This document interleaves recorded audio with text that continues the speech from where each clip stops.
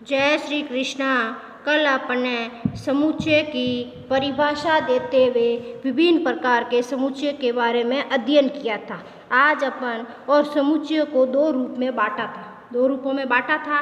क्या क्या था रूप था? एक तो था आपका रोस्टर रूप और एक था आपका समुच्चय निर्माण रूप। क्या था? समुच्चय निर्माण रूप। दो रूप थे। आज अपन इन पर आधारित प्रश्न करेंगे, समुच्चय रूप पर आधारित प्रश्न करेंगे। पहला क्वेश्चन है आपका, क्या है कि समीकरण x square plus x minus 2 बराबर 0 का हम हल समुच्चय रोस्टर रूप में लिखिए। देखिए सॉल्यूशन, इक्वेशन क्या आपकी x square plus x minus 2 बराबर 0। देखते क्या समझ में आ रहा है कि ये समुच्चय कैसा है? द्विघात समीकरण है। क्या है ये? द्विघात समीकरण। कैसे पता चला? एक्स की घात देखकर। कैसे पता चला? एक्स की घात देखकर पता चला कि ये कौन सा है? एक द्विघात समीकरण है। द्विघात समीकरण का हल क्या होता है? पहली और अंतिम संख्या का गुणा। पहली और अंतिम संख्या का गुणा।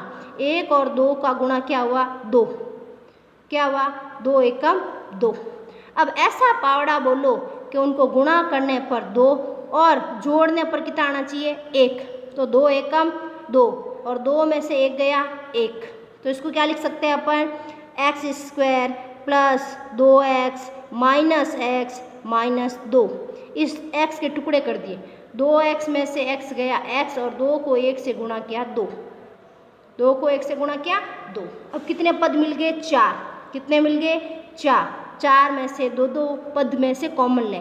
यहाँ एक्स स्क्वायर है, यहाँ x है, क्या कॉमन ले लूँ? x। यहाँ क्या बचेगा? 1x, क्योंकि 1x बाहर आ गया, प्लस का 2। ये देखो सेम चीज़ पड़ी है, इसमें से सिर्फ मैं -1 कॉमन ले सकती हूँ, बाकी कुछ भी नहीं ले सकती, क्योंकि यहाँ x है और यहाँ 2 है। तो मैंने माइनस कॉमन लिया, यहाँ बन गया x प्लस का 2 बराबर 0। अब देखिए इन दोनों में ये फैक्टर कॉमन है। क्या बन गया? x प्लस 2 मैंने कॉमन ले लिया, यहाँ बढ़ेगा x माइनस 1 बराबर 0। दोनों बराबर के 0 में पड़े, तो एक बार मैं लिखूँगी x प्लस 2 बराबर 0 और एक बार लिखूँगी x माइनस 1 बराबर 0। यहाँ क्या होगा? a प्लस का 2 है, उधर जाके माइनस का 2, x बराबर माइनस का 1, उधर जाके प्लस का 1। ये आया। हमें क्या रूप लिखना है? इसका रोस्टर रूप लिखना है। क्वेश्चन में पूछ रहा है रोस्टर रूप। रोस्टर रूप, रोस्टर रूप में क्या लिखा जाता है? एक समुच्चय को नया नाम दिया जाता है। हमने लिखा a, फिर इसको किस में लिखा जाता है? मंझले कोष्ठक में लगाया, मंझला कोष्ठक। क्या क्या मिले? 1 माइनस 2, वापस मंझला कोष्ठक बंद। अर्धविराम से इन दोनों के बीच में क्या लगा दिया? अर्धविराम।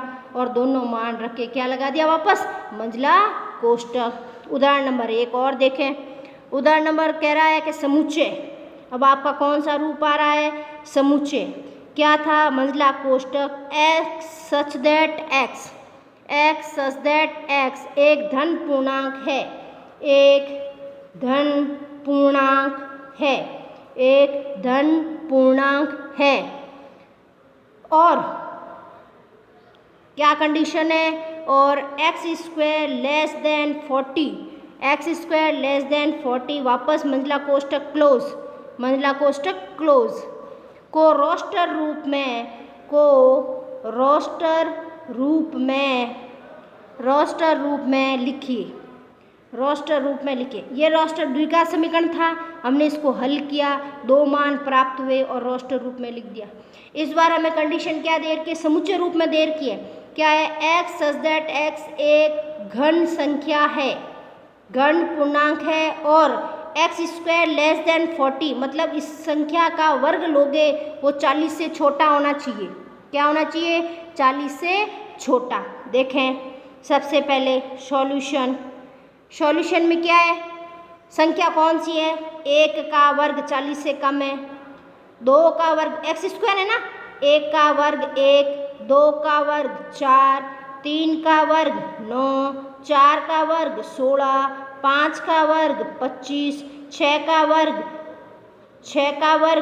36, 7 का वर्ग गुण 50। हमें कहाँ तक चाहिए? 40 से छोटा होना चाहिए। किससे छोटा होना चाहिए? 40 से। इसका मतलब कौन नहीं आएगा? 7 नहीं आएगा। तो वो संख्या कौन कौन सी हुई? 1 2 3 4 5 6, 2 3 4 5 6, क्योंकि इनके वर्ग क्या है? 40 से कम। 6 का वर्ग 36, जो 40 से कम है। तो इसको रोस्टर रूप में लिखने के लिए समुच्चय नाम दे दो ए। कैसे लिखोगे? मंझला कोष्टक, लिखा 1 अर्धविराम 2 अर्धविराम 3 अर्धविराम 4 अर्धविराम 5 अर्धविराम 6 और मंझला कोष्टक कंप्लीट। ये क्या कहलाता है? रोस्टर रूप। क्या कहलाता है? रोस्टर रूप। देखिए उदाहरण नंबर 3। उदाहरण नंबर 3 क्या कह रहा है? समुच्चय। इस बार क्या दे रखा है? समुच्चय ए। किसका मतलब क्या दे रखा है? रोस्टर रूप। समुच्चय ए क्या दे रखा है?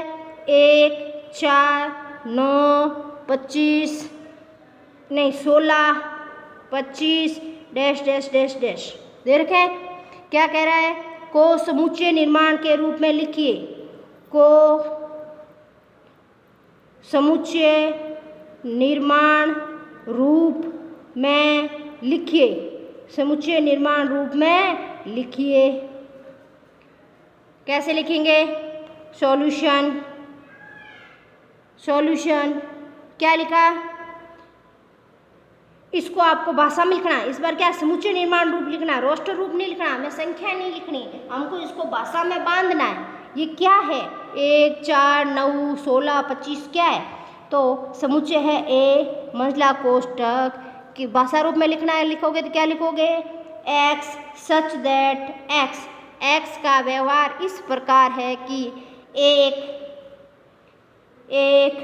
प्राकृत संख्या का वर्ग है। क्या है? एक प्राकृत संख्या का वर्ग है। जैसे 1 का वर्ग 1, 2 का वर्ग 4, ये आ रहा है ना? फिर 3 का वर्ग 9, 4 का वर्ग 16, 5 का वर्ग 25, ये संख्या आ रही ना? 1 4 9 16 25। तो इसको समुच्चय रूप क्या हो गया इसका? एक्स सच दैट एक्स एक प्राकृत संख्या का वर्ग है। ये हो गया इसका ये रूप। देखिए क्वेश्चन नंबर 4। क्वेश्चन नंबर 4 वही आपका समुच्चय रूप दे रखा है और समुच्चय निर्माण रूप में लिखना है। क्या दे रखा है? मंझला कोष्टक 1/2, 2/3, 3/4, 4/5, 5/6, 6/7, मंझला कोष्टक बंद। को समुच्चय निर्माण रूप में लिखिए। समुच्चय निर्माण रूप में लिखिए। यह है आपका अगला उदाहरण। देखिए सॉल्यूशन क्या कह रहा है?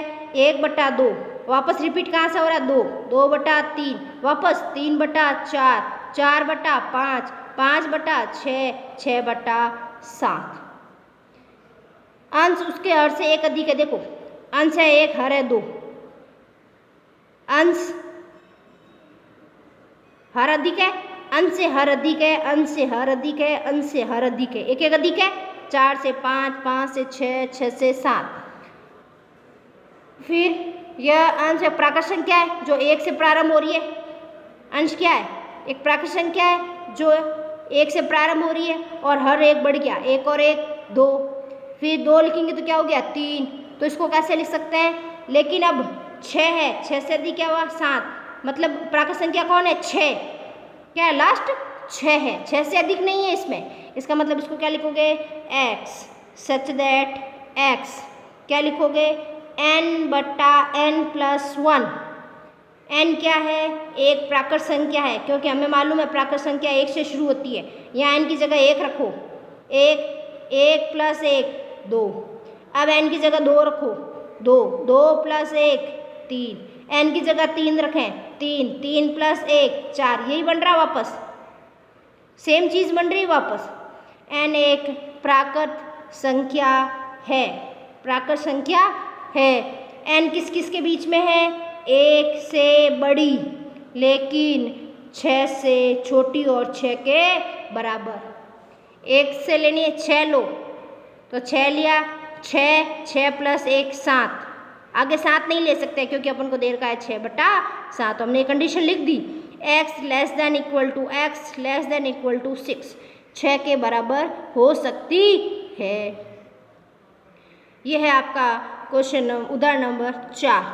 देखिए उदाहरण नंबर 5 क्या कह रहा है। उदाहरण नंबर 5, बाईं और रोस्टर रूप में वर्णित प्रत्येक समुच्चय का, देखिए ये दे रखा है आपका रोस्टर रूप P R I N C A L, ये रेखा है इसका रोस्टर रूप।